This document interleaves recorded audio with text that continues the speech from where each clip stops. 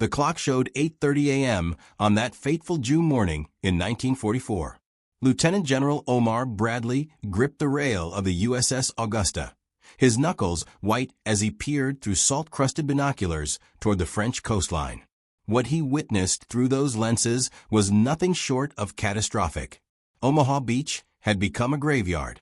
The water's edge was cluttered with burning landing craft, while bodies drifted in the crimson-stained surf. Those soldiers who'd managed to reach dry sand now lay pinned behind steel barriers, trapped by relentless German machine gun fire that hadn't ceased since first light. Bradley had made promises to these men. He'd assured them that naval shells would pulverize enemy fortifications before their boots touched French soil. He'd guaranteed they'd encounter only demoralized second-tier troops. The reality mocking him from 8 miles offshore told a drastically different story. 2,000 casualties, dead or dying. The unthinkable now consumed his thoughts. Evacuation. Perhaps they should extract the survivors from Omaha, redirect incoming waves toward Utah Beach or the British zones of Gold. Perhaps admitting defeat before the assault truly began was the only rational choice left. What Bradley couldn't possibly know from his distant vantage point was that somewhere within that maelstrom of death and destruction, a 51-year-old general carrying a walking cane and struggling with a failing heart was about to rewrite the day's outcome. British skepticism toward American forces had deep roots. Field Marshal Alan Brooke served as chief of the Imperial General Staff, holding the most senior professional position in the British Army. His wartime diary revealed his unfiltered thoughts on strategy, on Churchill's leadership, and particularly on the American allies whose intervention had rescued Britain from almost certain annihilation. Brooke acknowledged American manufacturing prowess without reservation. The industrial giants in Detroit and Pittsburgh were churning out tanks, planes, and munitions at rates that left German production in the dust. American soldiers, however, presented a different equation entirely. From Brooke's perspective, they simply lacked the combat experience that British forces had accumulated through 2 grueling years of fighting across North Africa, Sicily, and Italy. American generals, in his assessment, hadn't yet grasped the full measure of the German military machine they were about to confront. This wasn't personal animosity, it was institutional memory speaking. The British had witnessed France's collapse in mere weeks during 1940. They'd pulled their forces from Dunkirk's beaches with the sea at their backs. They'd surrendered Singapore and countless other positions to enemies who moved with terrifying speed and fought with brutal efficiency. Caution had evolved into military doctrine. The Americans, with their boundless optimism, their material abundance, and their troops who'd never faced a Wehrmacht division in genuine combat, seemed dangerously naive to British eyes. Prime Minister Winston Churchill shared these reservations. As late as February 1944, just 4 months before the planned invasion, he continued questioning the entire operation during strategy sessions. "Why must we attempt this?" he demanded repeatedly. He advocated for alternatives. Norway, Mediterranean operations, the Balkans, anywhere except a frontal assault on the planet's most fortified coastline.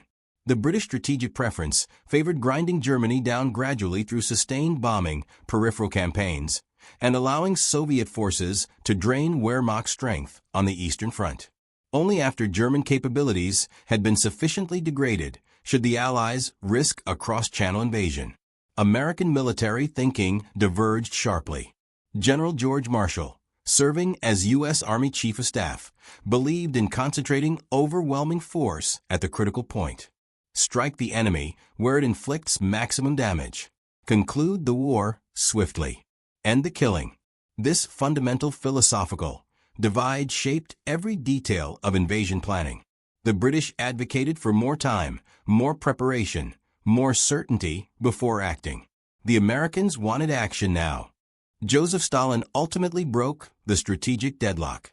At the Tehran Conference in November 1943, the Soviet leader joined Roosevelt in demanding a firm invasion date. Churchill, finding himself outvoted, reluctantly consented. May 1944 was selected, later pushed to early June due to landing craft shortages. Even as D-Day approached, British doubts festered. Would American troops maintain discipline under heavy fire? Would American generals make sound tactical decisions when carefully laid plans disintegrated? Would these young men from Iowa, Texas, and California possess the discipline and raw courage necessary to storm fortified beaches against battle-hardened German defenders? June 6th would deliver the answer in blood and fire. The relationship between British and American forces during the months preceding D-Day carried complex layers of history and cultural friction.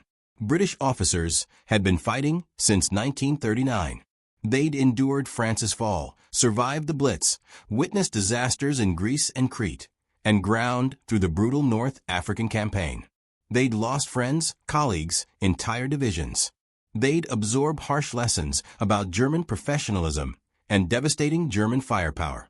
American officers, by stark contrast, had only entered the war in December 1941. Most hadn't experienced combat until North Africa in late 1942. Even veterans of Sicily and Italy were considered relatively inexperienced by British standards. This experience gap generated friction throughout the command structure.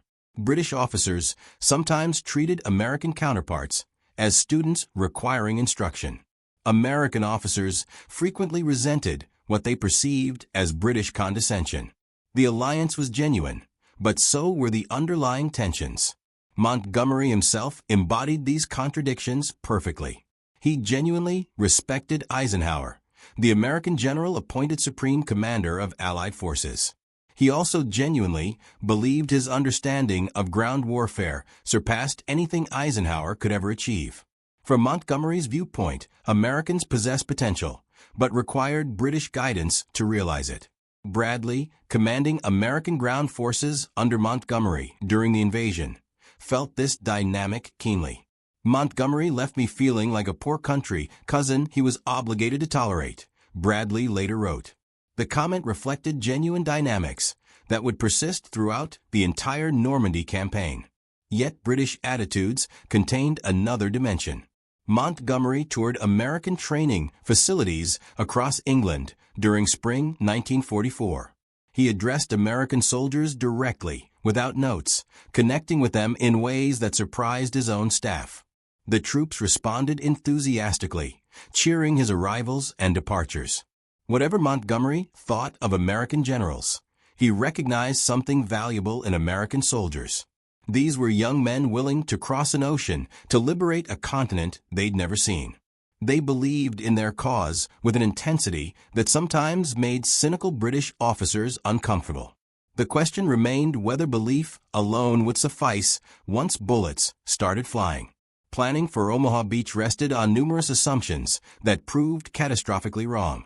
Army intelligence believed the beach was defended by a single regiment from Germany's 716th Static Infantry Division. Second-rate troops, older men, and foreign conscripts deemed unsuitable for the Eastern Front. Planners anticipated light resistance. What intelligence failed to detect was the German 352nd Infantry Division's March deployment into the area. This represented an entirely different caliber of unit. Younger soldiers, veteran officers, and NCOs transferred from Eastern Front combat. Superior equipment, higher morale. The invasion plan also assumed air and naval bombardment would devastate German defenses before the first soldier reached sand. Heavy bombers would crater the beach, providing cover for advancing troops. Naval guns would obliterate concrete bunkers overlooking the waterline. Neither happened as planned. Cloud cover on June 6 morning forced heavy bombers to delay their release to avoid hitting Allied ships. During those brief seconds of delay, aircraft traveled far enough that bombs fell not on the beach, but on empty fields inland. German positions remained completely intact. The naval bombardment lasted merely 40 minutes. Rear Admiral John Hall had argued passionately for hours of sustained fire, but his superiors overruled him. It's criminal to send me on history's largest amphibious assault with such inadequate naval gunfire support, Hall protested. He was absolutely correct. Then there were the tanks. The plan called for 32 amphibious Sherman tanks to land with the first wave at Omaha, providing mobile artillery as infantry advanced. These were DD tanks fitted with canvas flotation screens, allowing them to swim ashore from landing craft.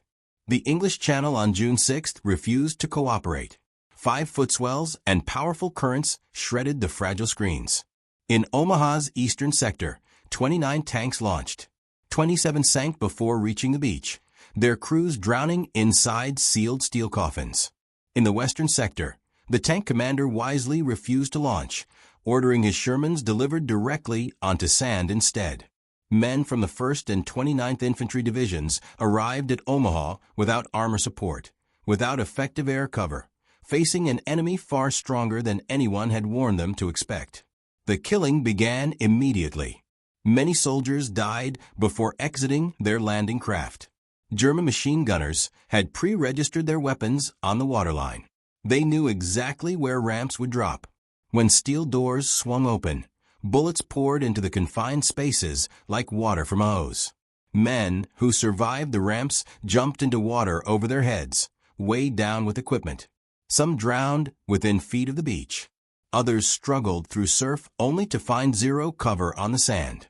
The bombing craters that were supposed to shelter them simply didn't exist. Company A of the 116th Infantry Regiment, part of the 29th Division, landed directly in front of a German strongpoint. Within 10 minutes, the company suffered 96% casualties. Of more than 200 men, fewer than 20 reached the seawall alive. Survivors who made it to the beach found themselves trapped. Behind them, the rising tide advanced. Ahead, a gradual sand slope led to a seawall, then marshy grass, then steep bluffs crowned with German bunkers. Every inch of ground was covered by interlocking fields of fire. Men huddled behind steel obstacles designed to rip landing craft bottoms apart. They pressed their bodies into sand and prayed. Some were in shock, unable to move or respond to orders. Others were wounded, calling for medics who couldn't reach them. The official timeline projected American troops would be 1 mile inland by 8:30 a.m. 6 hours after the landing began, they held only 10 yards of beach. Brigadier General Norman Cota landed at Omaha Beach at 7:30, 1 hour after the first wave. He was 51 years old, Assistant Division Commander of the 29th Infantry Division, and among the highest-ranking officers to go ashore that day. His landing craft took machine gun fire during approach. 3 soldiers were killed exiting the boat. Cota had opposed daylight landing from the beginning. At planning conferences, he'd argued for pre-dawn assault, believing tactical surprise offered the best success chance. His superiors disagreed. Naval and air bombardment would neutralize German defenses, they assured him. Defenders would be outnumbered, inexperienced, demoralized. Cota's opposition wasn't mere pessimism. He'd studied amphibious operations extensively. Before D-Day, he'd served as American advisor to the Combined Operations Division in the European theater. He'd helped train troops for beach landings. He understood everything that could go wrong. At 1943 Conference on Landing Assaults, Cota had made his case directly. Tactical surprise is among the most powerful factors determining success. I favor night landing. I don't believe daylight assault can succeed. Other senior officers shared his concerns. Major General Leonard Jarrow, commander of V Corps, argued identically. So did Admiral John Hall, commanding naval forces delivering troops to Omaha. All 3 men were overruled by higher command. Decision-makers believed naval and air bombardment would compensate for loss of prize. They were wrong, and Cota knew they would be wrong. Once the decision was made, Cota prepared his men for the reality they'd face. The afternoon before invasion, he gathered his staff for a different kind of briefing. This differs from any exercises you've had so far, he told them. Landing craft won't arrive on schedule, and people will be landed in wrong places. Some won't land at all. We must improvise, carry on, not lose our heads. Now, standing on a beach littered with dead and dying, Cota improvised. He walked upright while other men crawled or hugged the ground. Cota strode across the beach as if German bullets couldn't touch him. He moved from group to group, rallying shock soldiers, kicking men into motion, pointing toward the bluffs and shouting orders. At one point, he encountered soldiers from the 5th Ranger Battalion pinned down near the seawall. He asked the commander what unit they were. 5th Rangers, someone shouted back. Cota's response became legend. "Well, God damn it then, Rangers lead the way." That phrase would become the official motto of the United States Army Rangers. But on June 6, 1944, it was simply a general demanding his men stop dying on the beach and start killing Germans. The Rangers at Omaha that day were elite troops, volunteers who'd undergone brutal training for special operations. They'd originally been assigned to Assault Point du Hoc, a cliff overlooking the beach, where German artillery supposedly threatened the entire invasion. Some Rangers had scaled those cliffs in one of a day's most daring actions. But other Ranger units, including elements from the 2nd and 5th Battalions, had been redirected to Omaha when communications broke down. They landed expecting to link up with comrades at Point du Hoc and instead found themselves in the same killing zone as regular infantry. The Rangers were better trained than most soldiers on the beach. They were in superior physical condition. They'd practiced assaulting fortified positions. But none of that mattered when you were pinned behind a seawall with machine gun fire inches above your head. What Cota offered was something training couldn't provide. Leadership by example, a man willing to walk where others wouldn't walk, to expose himself to fire others avoided. The Rangers followed him, not because of his rank, but because of what he did. A soldier nearby had a Bangalore torpedo, a long explosive-filled tube designed to blow gaps in wire obstacles. Cota ordered him to use it on wire blocking the path up the bluff. The explosion opened a breach. The first man through was shot dead by a sniper. The soldiers behind him froze. Cota didn't freeze. He walked into the breach himself, through the gap in wire, and started climbing. When he looked back, men were following him. Not many at first, then more.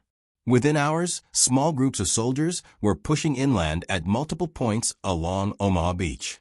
They didn't follow the invasion plan because the invasion plan was dead. They followed sergeants and lieutenants and privates who decided that moving forward was better than dying in place. Colonel George Taylor of the 16th Infantry Regiment summarized the situation with brutal clarity. There are two kinds of people staying on this beach, those who are dead and those who are going to die. Now, let's get the hell out of here. By late afternoon, the beach was no longer a killing field. It was a beachhead, narrow, fragile, purchased at terrible cost, but real. The Navy had saved them. When Bradley was contemplating evacuation, Rear Admiral Alan Kirk asked if the Navy could help break the stalemate. The answer was yes. Destroyers that had pulled back after initial bombardment returned to the beachfront, closing to within 800 yards of shore. This was dangerously close. The water was shallow. Destroyers risked running aground. They didn't care. Rear Admiral Carlton Bryant radioed a general message from the battleship USS Texas. "Get on them, men. Get on them. They're raising hell with the men on the beach, and we can't have any more of that. We must stop it." The destroyer captains responded with everything they had. They poured fire into German positions on the bluffs, targeting bunkers and machine gun nests the aerial bombardment had missed. Some ships fired until guns overheated. Others expended their entire ammunition supply. Colonel Stanhope Mason, Chief of Staff of the 1st Infantry Division, later credited the Navy with making survival possible. "I'm firmly convinced our supporting naval fire got us in. Without that gunfire, we positively couldn't have crossed the beaches." But gunfire alone didn't clear Omaha. Men did. Men like Cota and Taylor and hundreds of unnamed sergeants and privates who decided to move. At Utah Beach, 15 miles to the west, American leadership took a different form. Brigadier General Theodore Roosevelt Jr. was 56 years old, the oldest man to storm the beaches on D-Day, and the only general officer to land with the first assault wave. He walked with a cane due to arthritis from wounds suffered in the First World War. He had a heart condition he'd hidden from Army doctors because he knew they'd never clear him for combat. Roosevelt had requested permission to land with assault troops 3 times. Twice his commanding officer refused.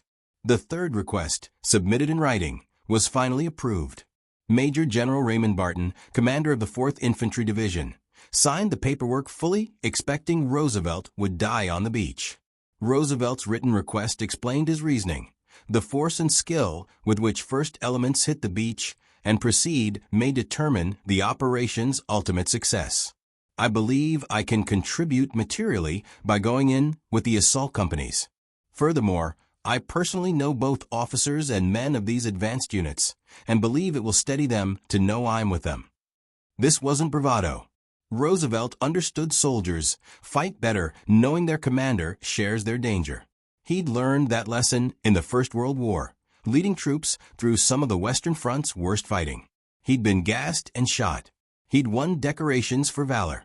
He knew what combat demanded. Between the wars, Roosevelt pursued a political career. He served as Assistant Secretary of the Navy under President Harding. He was governor of Puerto Rico, later Governor General of the Philippines. He ran for governor of New York and lost. When the Second World War began, he was in his 50s, suffering from health problems that would have excused him from service. He didn't want to be excused. He returned to active duty and pushed for combat assignments despite his age and ailments. He saw action in North Africa and Sicily before being assigned to the 4th Infantry Division for the invasion. The 4th Division differed from the 29th at Omaha. It was a regular Army division, professionally staffed and intensively trained, but it too faced its first major amphibious assault against prepared defenses. Roosevelt believed his presence would make a difference. He was right. He didn't die. He landed in the wrong place. Strong currents pushed the first wave of landing craft nearly 2,000 yards south of their intended target. Roosevelt came ashore, looked around, and made a decision that would save hundreds of lives. "We'll start the war from right here," he announced. Instead of trying to move troops to the original landing zone under fire, Roosevelt ordered them to advance inland from where they actually were. He personally reconnoitered the area, walking through German fire to identify routes off the beach. He stood at the water's edge as subsequent waves arrived, directing each unit to its new objective. His son, Captain Quinton Roosevelt II, landed that same morning at Omaha Beach. They were the only father and son to both come ashore on D-Day. Years later, General Omar Bradley was asked to name the single most heroic action he'd ever witnessed in combat. He answered without hesitation, Ted Roosevelt on Utah Beach. Roosevelt received the Medal of Honor for his actions on June 6th. He died of a heart attack 5 weeks later, still in Normandy, still with his men. He never learned of the decoration. Field Marshal Bernard Montgomery commanded all Allied ground forces on D-Day. He was the war's most famous British general, the hero of El Alamein, the man who'd finally defeated Rommel in North Africa. Montgomery had overseen final planning for Operation Overlord. He'd expanded the invasion from 3 divisions to 5, insisting the original plan was too narrow. He'd visited American units in England during spring 1944, speaking to troops, building their confidence. His popularity among American soldiers was genuine. But Montgomery was also watching June 6th with particular attention. The British beaches, Gold and Sword, were his primary concern. The Canadian landing at Juneau fell under his command as well. American performance at Omaha and Utah mattered to him, because failure there would expose his own flank.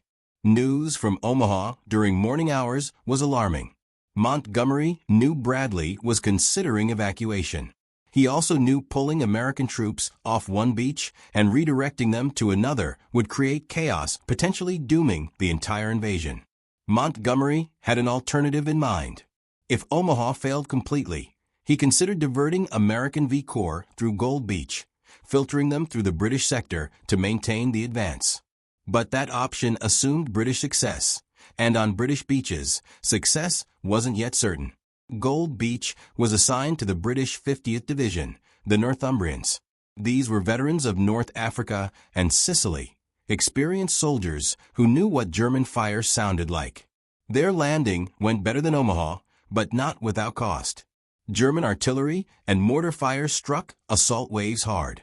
Several villages required house-to-house clearing. At Sword Beach, the British 3rd Infantry Division landed with the objective of capturing Cannes, the largest city in the invasion zone. Cannes was supposed to fall on D-Day. It wouldn't fall for another month. German armor, specifically the 21st Panzer Division, launched an afternoon counterattack threatening to split the British beachhead. Only arriving glider reinforcements turned the tide. Montgomery's plan to take quickly had failed. His optimistic timeline was already in ruins by nightfall on June 6th. But the beachhead held. And, on Omaha, against all expectations, the Americans had held too. The contrast between British and American performance on D-Day wasn't a simple story of one nation succeeding and another failing. Both armies faced determined German opposition. Both armies took heavy casualties. Both armies achieved minimum objectives while falling short of optimistic goals. But the character of fighting differed. British operations were methodical. The 50th Division at Gold Beach advanced according to doctrine, using combined arms tactics developed over years of combat experience. Infantry worked with tanks. Artillery supported infantry. Air cover suppressed German positions. The advance was steady, if not spectacular. American operations were chaotic. At Omaha, doctrine collapsed within minutes of first landing. Units supposed to assault specific objectives never reached designated beaches. Officers supposed to lead companies died in the surf. The chain of command fragmented.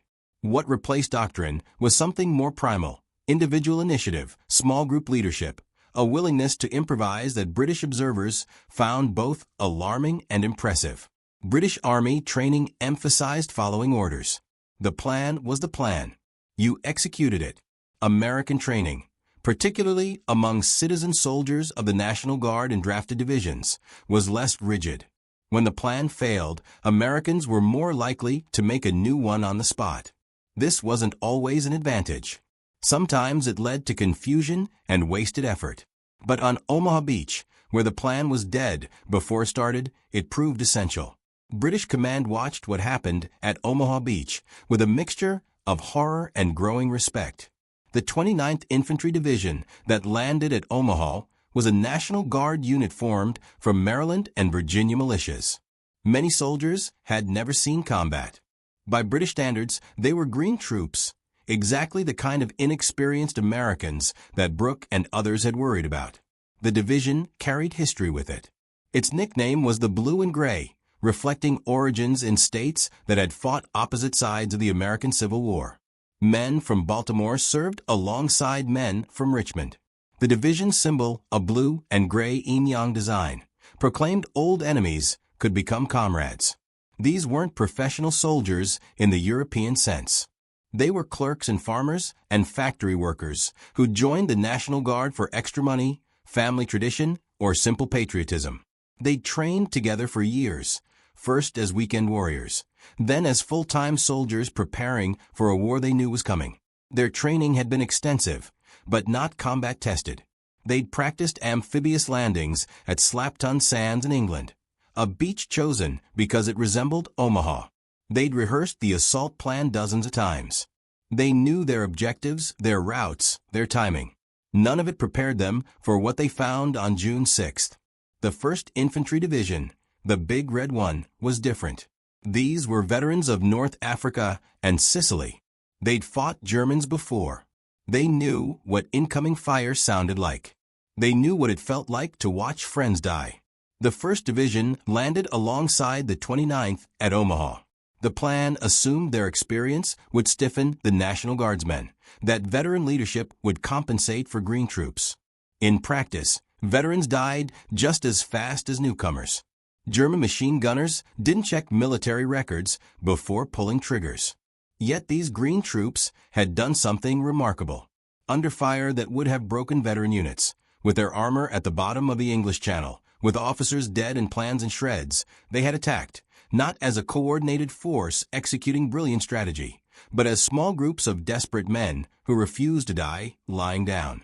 What struck British observers most was the sheer stubbornness of the American assault. A refusal to accept defeat even when defeat was the logical outcome, an almost irrational determination to keep fighting when any sensible army would have retreated. It wasn't elegant. It wasn't by the book. But it worked. Montgomery himself pinned the British Distinguished Service Order on General Cota after the invasion. The DSO was one of Britain's highest awards for gallantry, rarely given to foreign officers. The citation recognized Cota's leadership under intense fire, his role in rallying troops, and his personal courage in leading men off the beach. This wasn't a routine decoration.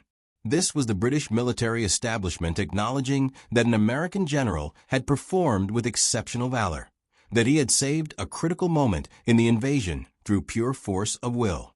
Other British awards followed. American officers and enlisted men received decorations from the British government for D-Day actions.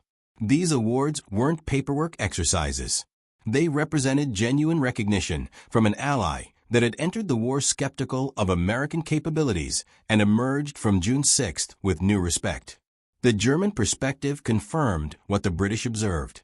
Defenders on Omaha Beach reported astonishment at American persistence. German soldiers in bunkers watched wave after wave of landing craft deposit troops on the beach. They watched Americans walk into murderous fire, watched them fall, then watched more come behind them. The attack made no tactical sense to defenders. Yet the Americans kept coming. Defenders at Omaha had prepared thoroughly. German engineers had planted thousands of obstacles in the tidal zone. Steel hedgehogs designed to rip open landing craft, wooden poles topped with mines, concrete barriers, iron gates. The beach was a maze of death traps. Above the waterline, Germans had constructed bunkers with interlocking fields of fire. Machine gun positions covered every approach. Mortar teams had registered weapons on the most likely landing points. Artillery batteries stood ready to destroy anything surviving the initial assault. Soldiers manning these positions knew their jobs. Many had transferred from the Eastern Front, where they'd fought the Red Army in conditions even more brutal than Normandy. They understood defensive warfare. They understood how to kill men trying to kill them. Heinrich Severloh was one of those soldiers, a machine gunner with the 352nd Infantry Division. He was stationed at a position called Widerstandsnest 62, overlooking the easy red sector of Omaha Beach. On the morning of June 6th, he began firing at American soldiers wading through surf. Severloh later claimed to have fired over 13,000 rounds that day, though historians view this figure with skepticism. What's certain is that he watched Americans fall by the dozens. He watched landing craft burn. He watched the attack falter and believed for hours the defense would hold. Fire from positions like Severloh's was devastating. Every report reaching the Augusta painted the same picture. American forces pinned down, casualties catastrophic, beachhead not forming. But German defenders had a problem they didn't fully appreciate. They were running out of ammunition faster than Americans were running out of men. German commanders expected that sufficient casualties would break the American assault. This was standard military logic. Every army has a breaking point, a level of loss beyond which soldiers won't advance. German defenders at Omaha inflicted casualties that should have reached that point within the first hour. The breaking point never came. Individual Americans broke. Units disintegrated. Men froze or fled or died where they stood. But others took their places. The attack continued not because of superior strategy or firepower, but because enough Americans refused to stop. This refusal had consequences extending beyond the tactical situation. German morale, already strained by years of fighting on multiple fronts, suffered a blow at Omaha that pure casualty figures cannot capture. German soldiers at Omaha were good troops. They were well-positioned, well-armed, well-led. They inflicted casualties that should have won the battle. And they lost anyway. The psychological impact of that loss rippled through German ranks in Normandy. If Omaha couldn't be held, what could? If American soldiers could take those beaches after suffering those losses, what would stop them? The answer, German commanders increasingly realized, was nothing. Time might slow the Americans, terrain might delay them, but stopping them entirely seemed impossible. They had too many men, too many tanks, too much ammunition. And they had something else, a willingness to absorb punishment that defied German expectations. Field Marshal Erwin Rommel had warned about this before the invasion. Rommel understood American industrial capacity. He knew that once the Allies established a beachhead, German defeat was only a matter of time. The battle will be decided on the beaches, he told his officers. If the Allies get ashore, Germany will lose the war. The Allies got ashore. Germany lost the war. By evening on June 6th, the German 352nd Division had lost 20% of its strength. It had no reserves. Positions that had seemed impregnable at dawn were falling one by one to Americans who should have been dead. The implications of D-Day extended far beyond the beaches. For the British, June 6th forced a recalibration. American soldiers could fight. American generals could lead. The skepticism that had shaped British strategic thinking for 2 years wasn't entirely wrong. But it wasn't entirely right either. The Americans were different from the British. They were more aggressive, less cautious, more willing to accept casualties in pursuit of objectives. Whether this was wisdom or foolishness depended on the situation. At Omaha, it had been salvation. Field Marshal Brooke continued criticizing American tactics in his diary throughout the Normandy campaign. He thought they attacked along too broad a front, that they lacked the precision of British operations, that their logistics were wasteful. Some of these criticisms were valid, but Brooke also recorded respect. The Americans learned quickly. They adapted to the hedgerow fighting that bogged down both armies in the weeks after D-Day. They developed new tactics, new equipment, new approaches. They didn't repeat the same mistakes indefinitely. And they won. The lessons of D-Day transformed the Allied alliance. Before June 6th, the British had approached American forces as junior partners needing supervision. After June 6th, that attitude became harder to sustain. The Americans had proven themselves in the most demanding test imaginable. They'd taken a fortified beach against veteran defenders with inadequate support and impossible odds. They'd done it through raw courage and stubborn determination. This didn't mean British criticisms disappeared. Montgomery continued clashing with American generals throughout the campaign. Brooke continued recording doubts in his diary. The fundamental differences in military philosophy remained, but the nature of criticism changed. Before D-Day, British officers questioned whether Americans could fight effectively. After D-Day, they questioned American methods while acknowledging American results. The Americans might not do things the British way, but they got things done. This shift had strategic implications. As the war progressed, American forces grew while British forces shrank. By 1945, the majority of Allied troops in Western Europe were American. The balance of the alliance tilted decisively toward Washington. British generals adjusted. They had to. The Americans were no longer students learning from experienced teachers. They were equals, sometimes superiors, partners in an enterprise neither nation could have completed alone. The mutual respect forged on June 6th outlasted the war. British and American officers who'd fought together in Normandy maintained relationships for decades afterward. They attended reunions together. They wrote memoirs acknowledging each other's contributions. They understood something civilians sometimes forgot. They'd shared an experience binding them together regardless of nationality. By August 1944, American forces had broken out of Normandy in Operation Cobra. By September, they'd liberated Paris. By the following spring, they were crossing the Rhine into Germany itself.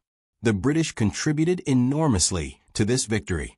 British intelligence had cracked German codes, providing crucial information about enemy positions. British deception operations had convinced Hitler the main invasion would come at Calais, keeping German reserves away from Normandy. British troops had drawn German armor onto their sector, allowing the American breakout. But the alliance that won the war was forged in fire on June 6th. It was forged by men like Cota and Roosevelt and the anonymous soldiers of the 1st and 29th Divisions who refused to accept that Omaha Beach couldn't be taken. The British watched those men and understood the war had changed. General Norman Cota survived Normandy. He took command of the 28th Infantry Division in August 1944 and led it through the Battle of the Bulge. He retired from the Army in 1946 as a Major General. In the years after the war, Cota rarely spoke about D-Day. When asked, he deflected praise to the men who served alongside him. But the men who served with him remembered. They remembered the general walking upright through machine gun fire. They remembered his voice cutting through chaos. They remembered following him into the breach, because following him seemed less terrifying than staying behind. Cota died in 1971 in Wichita, Kansas.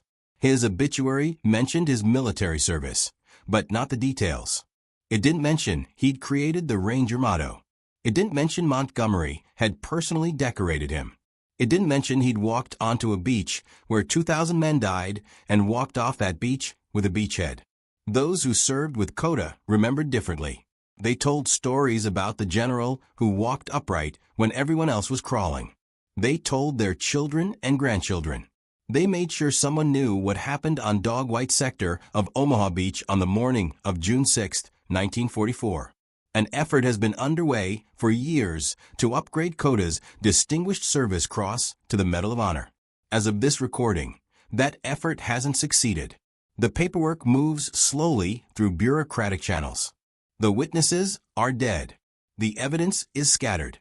The men who fought at Omaha deserve more than medals. They deserve to be remembered for what they actually did, not as abstract heroes, but as specific individuals who faced specific horrors and chose to fight anyway. That sentiment echoed across Normandy on June 6th. Men who performed extraordinary acts of courage didn't think of themselves as extraordinary. They thought of themselves as soldiers doing what soldiers do. The beach had to be taken. They took it. The outcome of June 6th isn't scattered. It's carved in stone at the Normandy American Cemetery above Omaha Beach. 9,389 graves, row after row of white crosses and stars of David marking the final resting place of men who died taking a beach that couldn't be taken. The British generals who watched those men land had doubted them. They'd worried about American inexperience, about American overconfidence, about American lack of respect for the German enemy. They weren't wrong to worry. Many of the things they feared came true. American units did break under fire. American plans did fail. American soldiers did die in numbers that shocked even hardened veterans. But the British generals also watched something they hadn't expected. They watched Americans who should have quit keep fighting. They watched green troops become veterans in a single morning. They watched an army that had never faced the Wehrmacht prove it could take casualties and keep attacking. And they watched that army win. What the British said about American troops after D-Day wasn't uniform. Some remained critical. Some converted completely. Most fell somewhere in the middle, acknowledging American courage while maintaining reservations about American methods. But none of them could deny what had happened on Omaha Beach. None of them could deny the invasion had succeeded where it might have failed, that the beachhead had held when logic said it shouldn't have held, that Americans had done something that morning deserving respect. Montgomery gave Cota the Distinguished Service Order. Brooke recorded American success in his diary alongside his criticisms. Churchill praised the Americans in his speeches to Parliament and meant what he said. The alliance between Britain and America was never perfect. The two nations fought together, but not always smoothly. They disagreed on strategy, on tactics, on priorities. They competed for glory and resources and credit.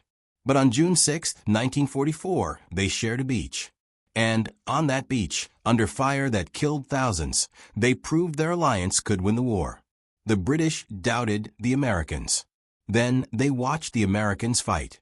And after that, whatever doubts remained were tempered by something stronger: respect. Theodore Roosevelt Jr. was buried in Normandy.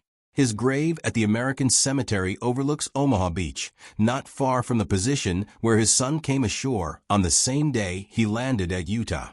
The two were among the few father-son pairs to have fought together on D-Day. Roosevelt's Medal of Honor citation describes his actions in formal military language. It speaks of repeated leadership under fire, of personal reconnaissance through enemy positions, of disregard for his own safety. What it cannot capture is the image of a 56-year-old general with a cane walking calmly through German artillery fire, pointing directions to terrified young soldiers, telling them that starting the war from the wrong place didn't mean they couldn't win it. Omar Bradley, the general who had nearly evacuated Omaha Beach, went on to command the 12th Army Group, the largest American field command in history. By the war's end, he led more than 1.3 million soldiers. He became a 5-star general of the Army, one of only 5 men to hold that rank. Bradley never forgot what he witnessed on June 6th. In his memoirs and interviews, he returned repeatedly to Omaha Beach. "Every man who set foot on Omaha Beach that day was a hero," he wrote. The statement wasn't false modesty. Bradley had seen what those men did. He knew what it cost. Montgomery returned to England after the war as a national hero. He served as chief of the Imperial General Staff and later as Deputy Supreme Allied Commander of NATO. His reputation fluctuated over the decades as historians debated his Normandy decisions, but his role in planning and executing D-Day remained central to his legacy.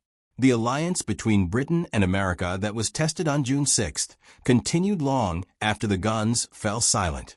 NATO bound the two nations together through the Cold War and beyond. The cooperation forged in 1944 became the foundation of Western security for generations.